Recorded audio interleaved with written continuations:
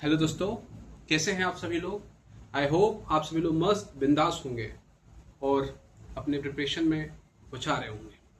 चलिए आज हम पढ़ने वाले हैं कि देखते हुए कुलाम्स लॉ में डायरेक्शन वाले प्रॉब्लम में आप लोग प्रॉब्लम आती होगी, डायरेक्शन कैसे निकालने वाले हैं। तो आज मैं एक यूनिक वे से आपको डायरेक्शन निकालने वाला हूँ, कैसे डायरेक्शन वाली प्रॉब्लम सॉल्व करते हैं। देखिए ध्यान से, मान लीजिए आपके पास एक इक्विलेटरल ट्रायंगल है ABC। ठीक है, इक्विलेटरल ट्रायंगल है तो साइड सारे इक्वल होते हैं, तो साइड को मैंने RR मान लिया और सारे एंगल पता ही होगा आपको 60 डिग्री होते हैं। तो चलिए अभी हम लोग को फोर्स बताना है पॉइंट C पे। तो जब भी इस टाइप क्वेश्चंस आते हैं तो हमारे पास 3 स्टेप होता है। क्या क्या? Direction, magnitude, resultant. चलिए डायरेक्शन देखते हैं। जैसे मैंने बोला आपको डायरेक्शन के लिए मैंने आपको यूनिक मेथड बताने वाला हूँ, थोड़ा सा डिफरेंट। तो देखिए, तो करना ही है ना, जिस पॉइंट पे आपसे डायरेक्शन पूछे ना, आप जाके वहां पे बैठ जाइए। चलिए बैठ गए हम यहाँ पे C पे। ठीक है, अब देखिए आप किस किस की वजह डायरेक्शन, आप किस किस की वजह फोर्स यहाँ पे एक्सपीरियंस करेगा ये चार्ज, माइनस Q वाले की वजह से, अब Q वाले को। तो आप जो पॉजिटिव Q है ना उसको मानिए XGF अपना, ठीक है, और जो निगेटिव Q उसको मानिए करंट GF। ठीक, तो आप सिंपल सी बात है ना, आप किसके पास जाना चाहेंगे, करंट GF के पास कि XGF के पास। सिंपल सी बात, आप करंट GF के पास जाना चाहेंगे। चलिए करंट GF के पास चाहिए, चले गए। किससे दूर जाना चाहिए, XGF से। XGF से दूर चले, एक डायरेक्शन वाला फंडा सॉल्व हो गया। चलिए, तो इसका नाम रख लीजिए, पहले वाले का F1, दूसरे वाले का F2। तो पहला वाला काम अपना डायरेक्शन वाला हो गया, दूसरा वाला काम क्या, मैग्नीट्यूड निकाल लीजिए। पता होना चाहिए ना कि जैसे मान लीजिए 2 चार्जेस हैं, Q1 है Q2 है, उनके बीच की दूरी R है, तो कुलाम्स लॉ के अकॉर्डिंग इनके बीच का मैग्नीट्यूड क्या आता है, K Q1 Q2 upon R²। तो उस हिसाब से F1 की वैल्यू क्या आ जाएगी, K पहला चार्ज क्या, Q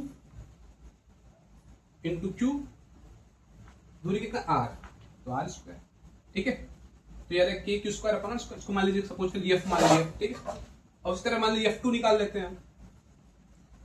K, अच्छा देखिए Q इंटू माइनस Q मत कीजिएगा, ठीक है, नेगेटिव का क्या पर्पज होता है, डायरेक्शन निकालना। उसके बाद कोई उसका और कोई रोल है ही नहीं। ठीक है, तो K Q into Q upon R²। तो देखिए सेम है, इसको भी यही F ही आ रहा है ना, सेम, तो F मान सकते हैं इसको भी। तो यहाँ पे दिख रहा है ना कि F1 बराबर F2 बराबर F आ गया। ठीक, फिर आप चाहें तो यहाँ पे F1 F2 को रिप्लेस करके ऐसे F भी बना सकते हैं ना, F आ गया, F आ गया। चलिए बढ़िया, तो डायरेक्शन निकल गया, मैग्नीट्यूड निकल, रिजल्टेंट निकालते हैं। रिजल्टेंट निकालने के लिए क्या चाहिए अपने कुछ, इनके बीच का एंगल चाहिए। ठीक, इनके बीच का एंगल कितना है, देखिए ये 60 है, तो देख सकते हैं ना, ये स्ट्रेट लाइन में बनने वाला टोटल एंगल कितना होता है, 180 होता है। तो अगर ये 60 है तो ये कितना होगा, 120 होगा। ठीक, तो रिजल्टेंट वाला फार्मूला लगा लीजिए। रिजल्टेंट वाला फार्मूला आता है ना आप लोग को, नहीं अगर बता देता हूं मैं, इसको इरेज कर दूं क्या। ठीक है, जैसे आप लोग को पता चल गया ना कि F1 बराबर F2 बराबर K Q² अपॉन R² आ गया, बराबर F मान लिया इसको।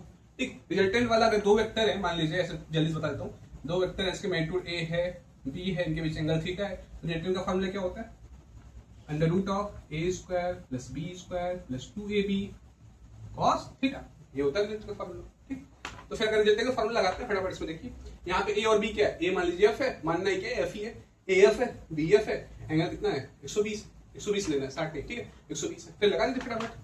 तो जो F आएगा आपका पॉइंट C पे, ये C है ना, ये पॉइंट C है, यहाँ पे कितना आ जाएगा, अंडर रूट ऑफ AF है तो F², B भी क्या है, F ही F² plus 2A into B, ABF है, BBF है, और cos 60 की वैल्यू नहीं, cos 120 की वैल्यू कितना होती है पता है क्या आपको, -1/2।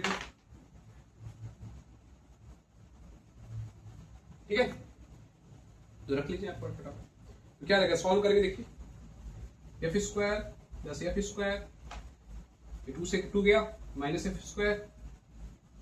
ठीक, F² से F² गया, उससे कितना है, F आ जाएगा। तो बस यहाँ का वैल्यू आ गया, रिजल्टेंट कितना आ गया इसका पॉइंट C पे, F आ गया। ठीक, और F की वैल्यू कितना थी, K Q² अपॉन R²। तो बस सीखा हमने। तो आप लोग होमवर्क में ट्राई कर सकते हैं कि पॉइंट A पे और पॉइंट B पे कितना आएगा, F नेट कितना आएगा। ठीक है, ट्राई कीजिए। आई होप आप सभी लोगों को पसंद आया होगा। Thank you very much.